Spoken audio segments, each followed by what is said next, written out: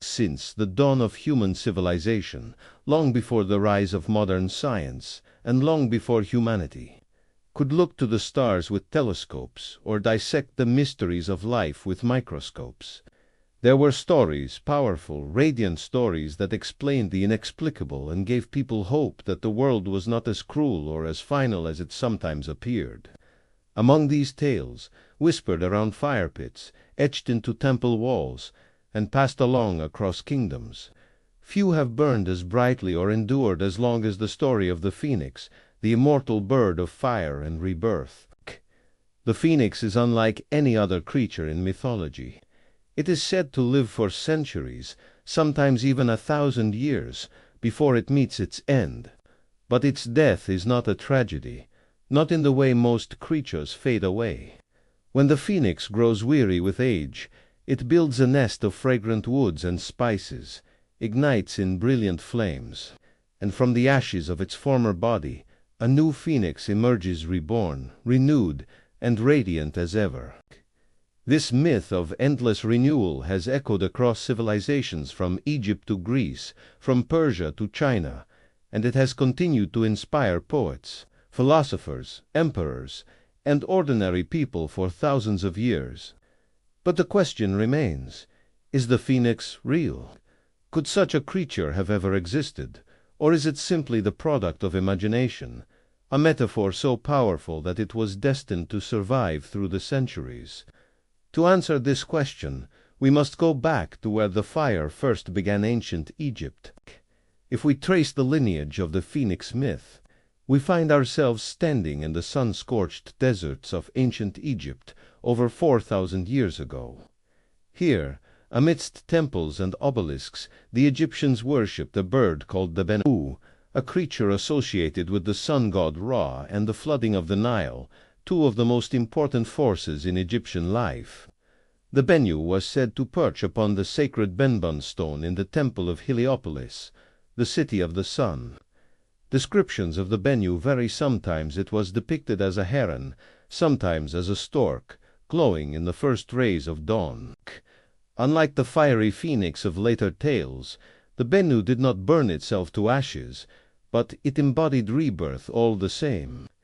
Each morning, as the sun rose over the horizon, Egyptians saw in its light the renewal of life itself. The Bennu symbolized creation, cycles, and eternal return. The Egyptians believed that the Bennu was the soul of Ra himself, reborn with every sunrise. It was a reminder that even when darkness fell, light would always return. And in a land where survival depended on the predictable flooding of the Nile and the rising of the sun, the Bennu offered reassurance that life would endure.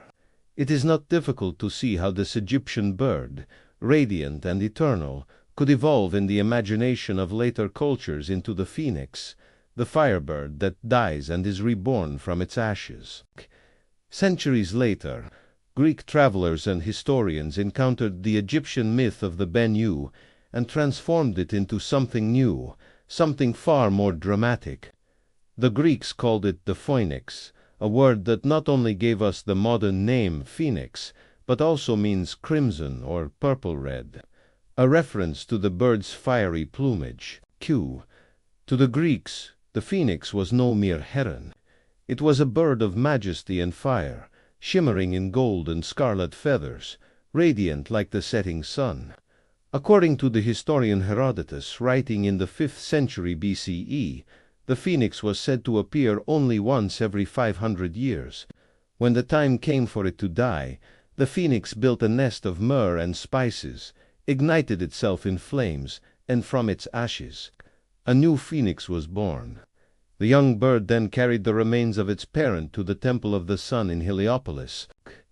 This Greek version added a layer of drama and spectacle that the Egyptian Bennu never had. Fire, after all, is a force of destruction and renewal. The Greeks, with their fascination for tragedy and rebirth, saw in the phoenix a metaphor for the cycle of life, death, and regeneration. It was not only a bird, it was a story, a symbol, and a lesson. The legend of the phoenix did not stop with the Greeks. When Rome rose to power, The myth followed, and it gained new meaning in the hands of emperors. To the Romans, the phoenix became a political symbol. It represented the eternity of the empire itself. Coins minted under Emperor Hadrian, for instance, bore the image of the phoenix rising from flames, proclaiming that Rome, like the bird, would never die. In reality, Rome faced rebellion, corruption, and decay, but the phoenix was a promise, a message that even if Rome fell, it would always rise again. Later, as Christianity spread through the empire, the phoenix was reinterpreted once more. Early Christians saw in the bird a reflection of Christ's resurrection, a symbol of life after death, and the victory of faith over despair.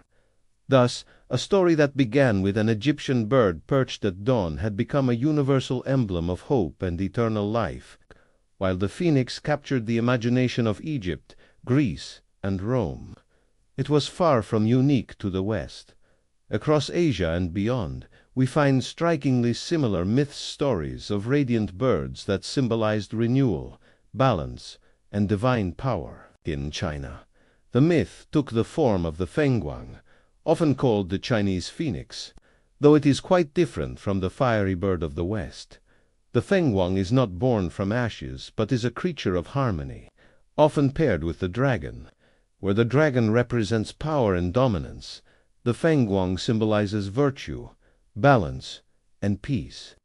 It was said to appear only during times of prosperity, vanishing in times of corruption or turmoil. In Japan, this bird became the Ho, a creature of grace and good fortune. Like the Fenghuang, it descended to earth only when a wise and just ruler reigned. In Persian mythology, there was the Simurgh, a gigantic bird with wisdom as vast as time itself.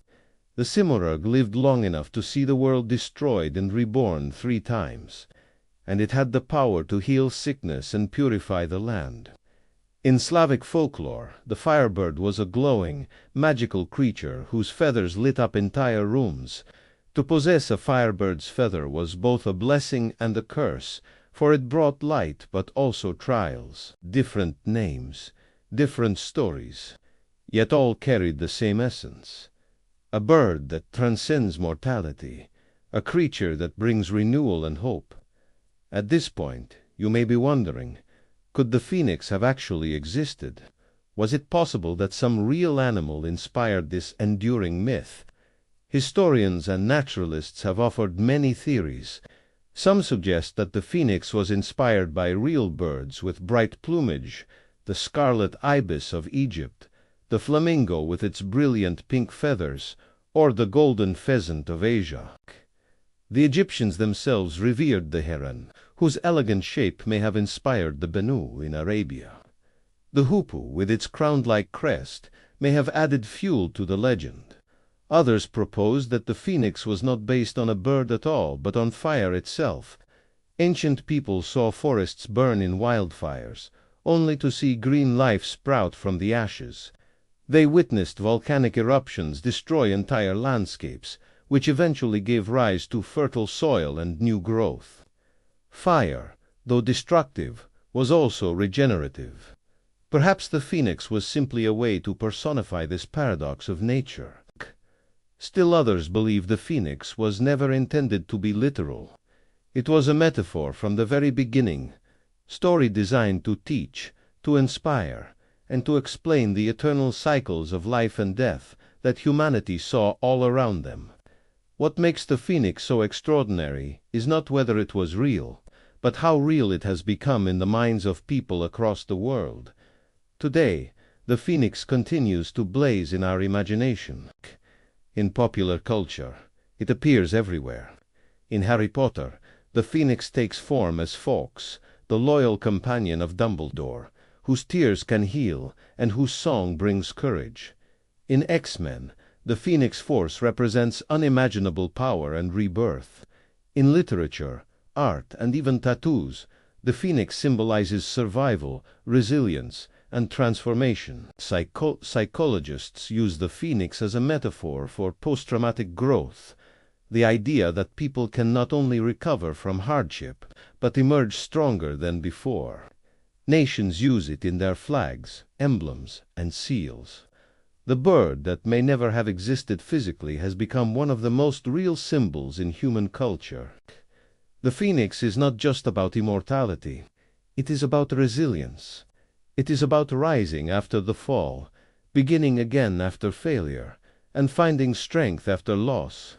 For civilizations that faced war, famine, and disaster, the phoenix was a promise that destruction was never the end. For individuals struggling with illness, grief, or hardship, the phoenix was hope incarnate. Even in modern times, cities destroyed by war or disaster call themselves phoenix cities, rising from ruins to live again. Survivors of personal battles, be it illness, heartbreak, or tragedy, up the phoenix as their emblem, a reminder of their ability to rise from ashes. Today, the phoenix continues to blaze in our imagination. In popular culture, it appears everywhere. In Harry Potter, the phoenix takes form as Fawkes, the loyal companion of Dumbledore, whose tears can heal and whose song brings courage. In X-Men, the Phoenix Force represents unimaginable power and rebirth. In literature, art, and even tattoos, the phoenix symbolizes survival, resilience, and transformation. Psychologists use the phoenix as a metaphor for post-traumatic growth, the idea that people can not only recover from hardship, but emerge stronger than before. Nations use it in their flags, emblems, and seals. The bird that may never have existed physically has become one of the most real symbols in human culture. So, is the phoenix real? The answer depends on what you mean by real.